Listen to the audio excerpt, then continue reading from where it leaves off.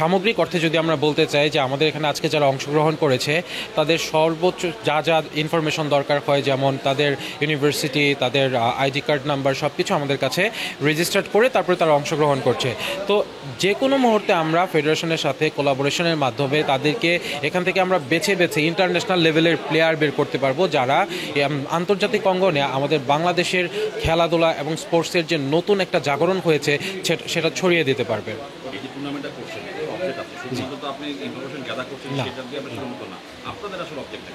আমাদের অবজেক্টটা হচ্ছে এই যে প্রাইভেট, পাবলিক এবং আমাদের বিভিন্ন ধরনের ভাগাভাগি আছে, যে সে মাদ্রাসা, সে কারিগরি, সে অন্য একটা ডিসিপ্লিন থেকে আসছে, এই সবার মধ্যে একটা অলিখিত এবং অদৃশ্য দূরত্ব তৈরি হয়েছে।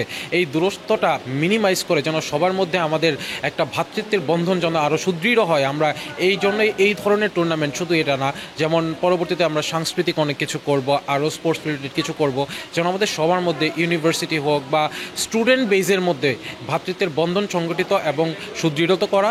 আর পাশাপাশি আমরা পূর্বেও দেখেছি যে আমাদের ছাত্র সমাজ দেশের প্রয়োজনে যে কোনো সময় বুক পেতে দেয়। তো এই যে আমাদের মধ্যে ঐক্যতা যদি থাকে, এটা যদি আরও বেশি আমরা এনরিচ করতে পারি, তাহলে যে কোনো ক্রাইসিস মোমেন্টে আমরা সেটা ট্যাকেল করতে পারবো।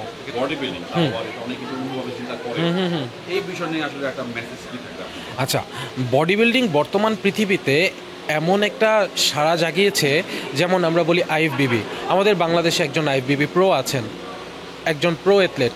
সেইভাবে সারা পৃথিবীতে বডি বিল্ডিংয়ে একটা গণজাগরণ চলছে, সব জায়গা থেকে অ্যাথলেটরা অনেক বেশি ফেম পাচ্ছে, জনপ্রিয়তা অর্জন করছে। এর পাশাপাশি আমাদের প্রত্যেক সমাজে এই বডি বিল্ডিংয়ের মাধ্যমে একটা ফিটনেস বিষয়ক সচেতনতাও সৃষ্টি হচ্ছে। তো এইটা প্রমোট করার মাধ্যমে বডি বিল্ডিং থেকে যেমন আমরা নতুন প্লেয়ার পাবো, পাশাপাশি সামাজিকভাবে আমরা আমাদের ফিটনেস নিয়ে মানুষকে আরও বেশি উদ্বুদ্ধ করতে পারবো। ফিমেলদেরকে এনকারেজ করার অবশ্যই আমাদের ইচ্ছা আছে। আমরা এবার প্রথমবারের মতো করছি, তো প্রথমবারের মতো আমরা ফিমেল ক্যাটাগরিটা রাখিনি। আর ফিমেল ক্যাটাগরির কিছু আলাদা ক্লজ অ্যান্ড রুলস আছে, রেগুলেশন আছে, সেগুলো নিয়ে ভবিষ্যতে ফেডারেশন যদি আমাদের সাথে কাজ করতে চায়, সেক্ষেত্রে আমরা অবশ্যই ফেডারেশনের সাথে কাজ করব এবং আমাদের ফিমেলদের যে ফিটনেস নিয়ে আরও কীভাবে কাজ করা যায়, এই বিষয়গুলো নিয়ে আমরা অবশ্যই সামনে কাজ করার ইচ্ছা প্রকাশ করছি। সামনে বড় নিজস্ব টুর্নামেন্ট করা করতে একদিন, যদি এটা একদিনের টুর্নামেন্ট, এবং day 1, day 2, day 3 long time করা, শুধুমাত্র বডি বিল্ডিং না, এনি আদার।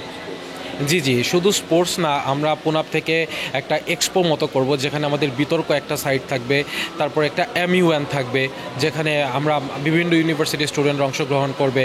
একই একটা প্ল্যাটফর্মের মধ্যে 3 থেকে 4 দিনের বিভিন্ন আমাদের কো কারিকুলার এবং এক্সট্রা কারিকুলার অ্যাক্টিভিটিস হবে, ইনডোর গেমস হবে, আউটডোর গেমস হবে। এইভাবে আমরা একটা স্পোর্টস উইক করার চিন্তা করছি সামনে খুব শীঘ্রই। হয়তো সেটা উইন্টারেও হতে পারে, কারণ উইন্টারে তো আমাদের একটা পিঠা উৎসব হয়। সো পিঠা উৎসব থেকে শুরু করে আমরা শীতটাকে কেন্দ্র করে একটা খেলাধুলা, ব্যাডমিন্টন উৎসব করতে পারি। সো এইভাবে আমাদের সামনে দীর্ঘমেয়াদী অনেক পরিকল্পনা আছে।